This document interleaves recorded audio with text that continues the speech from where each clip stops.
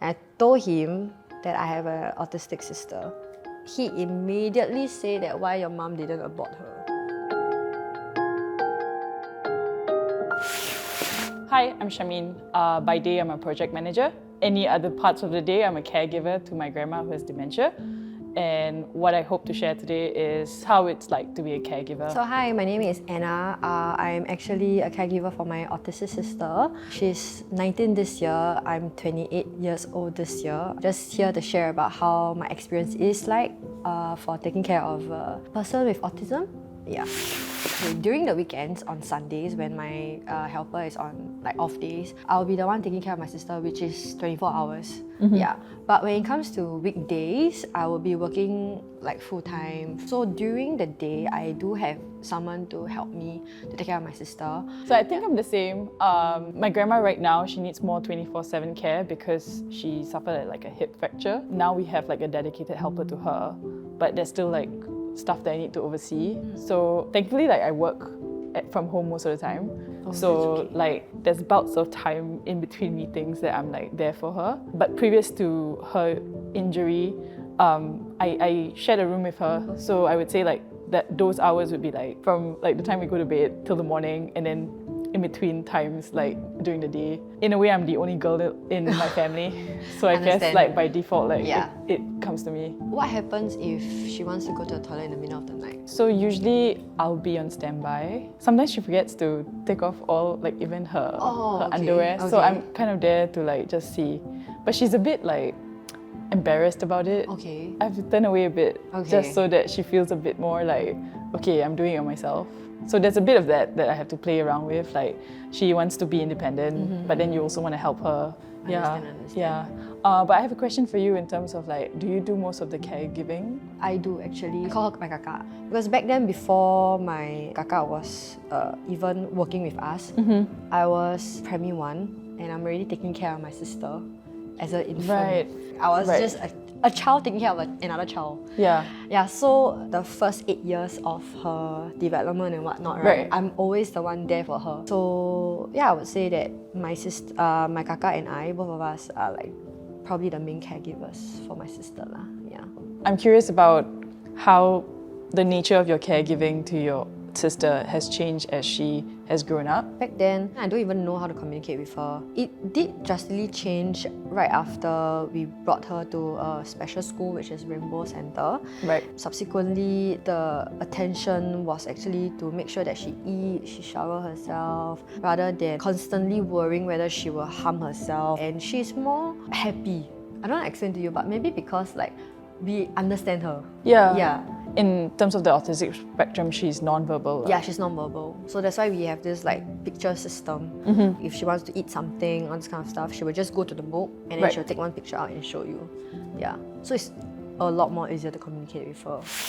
So I'll go with what it was before the accident, because now we have a second helper. The everyday routine previously was that in the mornings, I have one helper that prepare the meals. Most of the day, my helper would be the one who oversees it, and then I'm there if I have pockets of time. The main thing is that because she has dementia, so because she might wander out, but I think my routine at night is the one that takes up the most time. I need to put her to bed, which is a struggle because you have to convince her that she's sleepy and it's time to sleep.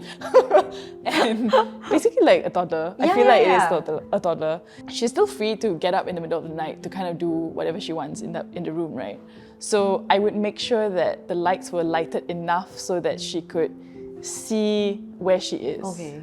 You don't realize how much of it is like, you think it's autopilot, but there's a like almost like a mental load in terms of like the anxiety. The fear is also like she falls down and then she forgets how she falls down and then you just don't know what happened. Yeah. So for me, my everyday routine is it's very standard.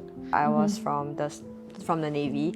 I served almost 5 years-ish. I wake up at 6 a.m. By the time I reach home, it's around like 6 p.m., 7 p.m. And then that is where my kakak will be still taking care of my sister. Yeah. So it's a bit more of like, I come home if I stress my family problems, then after my work stuff also, that kind of thing I really cannot cope, I feel. How tired I was, right, was like, so there's like a t-shirt underneath the number 4. Yeah. Right, so I just take out my number 4, I just sleep on the floor. Oh, That's wow. how tired I am. So you're completely burnt out. I just kill. I left the service and then I realized that I have a lot of like things to build with my sister, especially when the communication part and all this kind of stuff. My routine now is also very standard, 10 a.m. to 7 p.m. is my working hours. Then after that, when I go back, I have to, because I told myself that I need to dedicate like a few hours to her to do skincare routine for her. And her hair care routine and all that kind of stuff. After that, make sure that she sleep well. To be honest, right, I don't find any difference because I have my kakak. Because she's the one like helping me to have like my own personal time. Like if I were to go out late, I will tell kakak, say, hey kak, I am going out late, can you take care of Audrey? I do feel a difference if she's not around, especially when she went back to her country, I think last year, December. That 3 weeks was a challenge. That was the week where I lost my sister. Basically, I was hanging my clothes, my laundry outside my corridor. And I left the door open. Oh. Yeah. So she would wonder... Yes. I think she wants snacks. But I didn't catch that. She wants snacks. Then I realized that she grabbed her bag. I was like, okay, give me a moment. Can you wait for me at the door? Suddenly when I changed, I came out, she's gone. Oh, the panic in me, I tell you, it's crazy. I ran down shouting her name. I make sure that she can hear me. And it was raining, mind you. So I look like some ridiculous person with like my specs with a lot of water, that kind of thing, and my hair is like some crazy woman. Then after that, I realized that, oh, maybe she's at the mama shop. And thank God my sister was there. So she actually took some snacks already and then she put it on the counter. She knows I need to pay, but she don't have money to pay, so she just stared at the uncle, Then I was like, oh my God. So luckily, I think someone recognized her. Right. Then after that, he offered to pay for her. Like there's always this, if I go on holiday, who's going to be the person that does all the things that I do for her? Because, it's quite a bit. If I want to take a job overseas, I don't even think about that because I'm like, no, I want to be here, I want to be in Singapore. There's always something that pulls you down in a way, and not in a negative way, but it's something that, it's the first thing you think about. A simple task as going down to get whatever she wants, right? You have to prep her in terms of shower her first, ask her what she want to wear, make her choose her own clothes, make her choose her own bag, make sure that she puts sunscreen, and then after that bring her communication book, so just in case anything would happen, I know how to communicate with her. Yeah. Extra set of clothes, just in case she peed on herself, that kind of stuff. Right. Her EZ-Link card tag. That tag itself says that she's a person with disability. Oh, okay. Yeah, so let's say I were to lose her. Yeah, there's a contact card there. Just that whole preparation, right, takes about 30 minutes or an hour. So even if you, let's say you go down to the mama shop, those are, it's exactly the same stuff? It's exactly the same stuff. Oh, wow. Okay. Yeah, because it's her routine. And if you don't do it, she will feel a bit weird or something's missing. You get what I mean? Okay. For me, I think what is surprising is probably how we have to convince my grandma to lie down and to do certain things because she's so confused as to what all of this means. It seems easy to just lay her down, then change her diapers, but to get her to firstly go to the bed, convince her that she needs to get up and go to the bed, and then sit on the bed, and then from the seated position, go to a lying position. So all of that actually takes a lot of time. So it takes 40 minutes sometimes, just doing that because there's so much convincing that needs to happen. Yeah. But I feel like she's very cute. I don't know how to explain, but it just... it's cute. Imagery in my mind is oh my God, she's so cute. Pre-COVID, I would say that the only time I take a break would be I would go for a trip. It takes a toll if you share a room with someone. There's definitely no privacy. So I feel like the trips are there for that. I think what I've learned from especially in the COVID period was that I can't rely on just the trips to take care of myself. You need to constantly fill your cup. You can't just wait till it empties out and then you go seek a way to fill it up. So for me now, I plan the day or the week so that it doesn't feel like I dedicate all my time to my grandma. Because then it feels too much. Okay. Sometimes I'm on a Saturday or something, I just go to a cafe for 3-4 hours. And that's great. It's not a lot of time for someone else to take care, but it's good for me because I'm out. And then I'm solo doing my own thing. That's nice, that's nice. Okay, so for me, I will usually go to my partner's house. But as you mentioned, I do share a room with my sister and my kakak, so I don't have my own personal space. I will sometimes isolate myself in the living room. Everybody's working, my sister will be in her room, and then that is my only alone time. Yep. And then I'll probably crochet and like do cross stitch. I have a lot of like random hobbies lah. I also picked up random hobbies. Yeah. So that's how I usually cope. There is my love life. No, like legit. You know what? That's true for me too. Yeah, exactly. So I went on a date with this guy.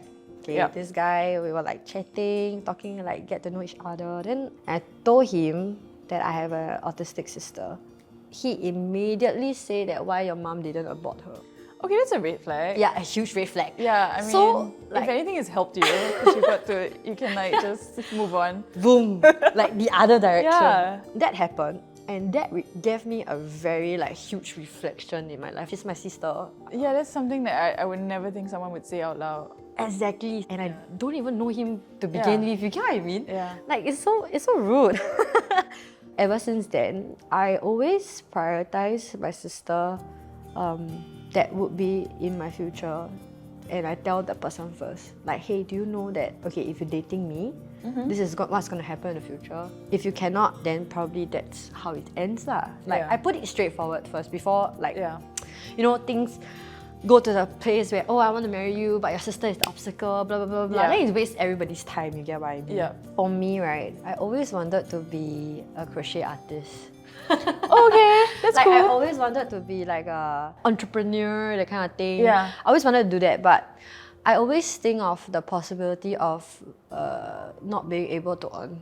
Okay. Financial is one thing, then my parents are getting older. Yeah. And like to support my sister and all this kind of stuff. Yeah, I would say like even considering roles overseas or like even applying for those. I did my university in Sydney, and one of the considerations of coming home was my grandma. There was no like question about it. Like I was gonna come home. To me, it was like, okay, I only have like a couple of years with her before. I don't know what the future is gonna hold.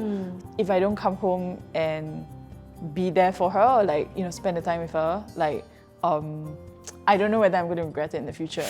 I actually do have a touchy topic to it. When I talk about putting my sister into a home, Yeah. a lot of like Singaporeans will say like, oh my god, you don't want to take care of them, like you throw your sister to a home. Like, one thing a lot of people don't understand is that most of the caregivers need to work full time. And in order to do so, they have to have someone to be able to take care of them when they are working.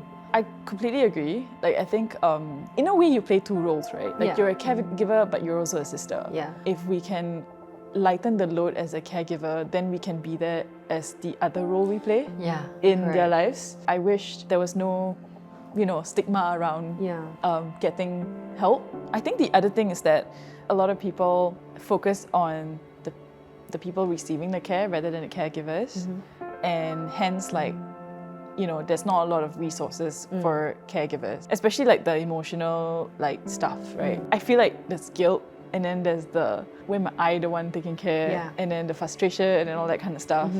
And then it's very isolating. I wish there was like a lot more resources for caregivers, you know, in the different areas, right? So yeah, I think that there is this need to show that you're not alone. And like if you ever need to talk to someone, like there's so many people that you can talk to. We're only human, and like we do need rest. Have you heard of the human giver syndrome? I mean, what resonated with me is the fact that like it sounds like people pleasing, and I feel like I definitely had that more in terms of like you wanting to put others' needs before you. In terms of gender roles, I think it's quite obvious that a lot of women are in the caregiving role if there is a need for one. I think it's quite natural, even though I do think that we as a society should look and figure out why that is. Like we need to be more equal in terms of what we do now. My background is that I have 3 brothers. I don't have another sister. So like, I think it's more amplified. Okay, I've never heard of this before, but I do feel like there are times where I would be a people pleaser. I mean, I feel like I have a good balance in terms of like who should I prioritize of like giving it first and this kind of stuff, because I guess it started off when I was a kid really. So now I'm trying to prioritize myself first. And as much as I want to help you, if I can't help myself, I can't help you. I mean, that's what I feel. So I'm a bit more like practical when it comes to this kind of thing.